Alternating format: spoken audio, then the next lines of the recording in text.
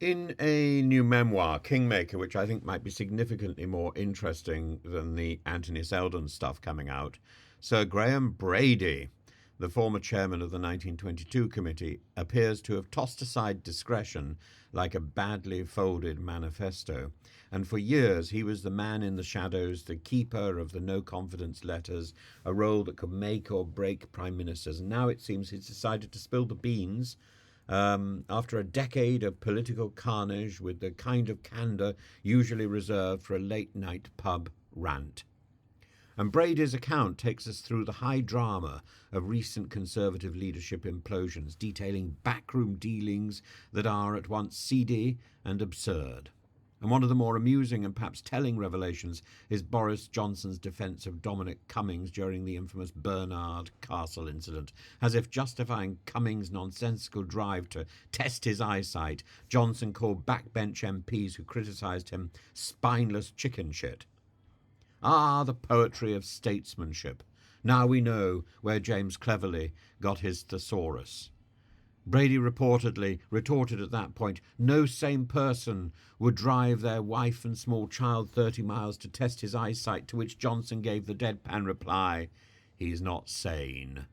Apparently, even the Prime Minister, therefore, had his doubts about Cummings' grip on reality, which is somehow both hilarious and deeply worrying that this person was allowed in to regulate number 10. And then there's Liz Truss, who, after her catastrophic mini-budget, was given a sort of political ultimatum by her new Chancellor, Jeremy Hunt. And Brady recounts how Hunt, presumably with the gravitas of a man balancing the nation's finances, informed him that Truss must go just days after his appointment.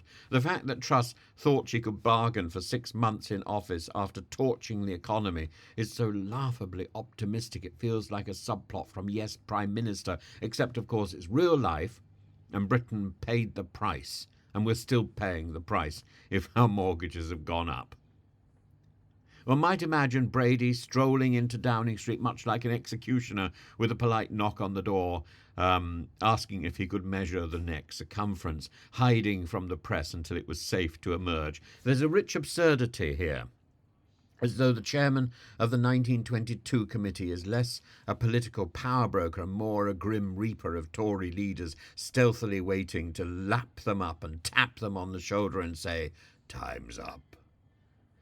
In the middle of this chaos, Brady's portrayal of Boris Johnson's pandemic musings is truly something to behold. Johnson, apparently at odds with the fucking scientists over lockdown measures, expressed frustration with the 2 meter social distancing rule. The man who once said he'd let the bodies pile high now cursed the very rules designed to prevent that grim outcome. It's a bit like watching a Shakespearean character rant against fate, except instead of iambic pentameter we get expletives and the vague sense of disbelief and stutter from Johnson. And as Brady gleefully spills these secrets, much like Johnson's scattered seed on the sofa, one not necessarily to feed the birds, one can't help but wonder if his memoir isn't just a series of the thick of it outtakes. He's painted a picture of a party that's less governing body and more body dysfunctional, or dysfunctional family reunion, or simply dysfunction, complete with backstabbing, tantrums, and members who don't know when to leave, or people who don't know when to replace their members in the right place. Ultimately, what Brady's memoir reveals, beyond the pettiness and the power plays and the, yes, and the membership is perhaps the polite way of saying that. I was going to refer to another. I was going to make a little tricolon there with words beginning with P, and I realise that's inappropriate on YouTube. So.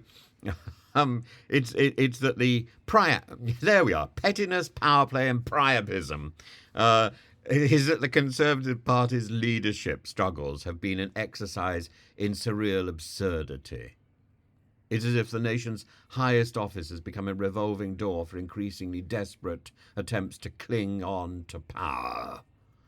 And now with even right down to the silly people like Priti Patel trying desperately to cling on, Matt Hancock trying desperately to cling on, and not to the stationery cupboard. Oh, the stationery cupboard's moving. I've made it move, but I've got to cling on to the HB pencil with a rubber.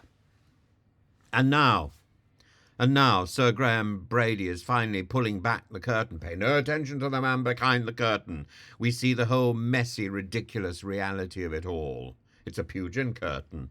And ridicule aside, what this memoir truly highlights is the absurdity of British politics over the past decade, where stability is as rare as a coherent fiscal policy, and leadership appears to be the unending game of musical chairs, minus the music with the knives instead. The problem is that I don't think this is restricted to one particular party. The problem is that this is the life which is expected behind the closed door of Number 10. And now we see the shoddy reality.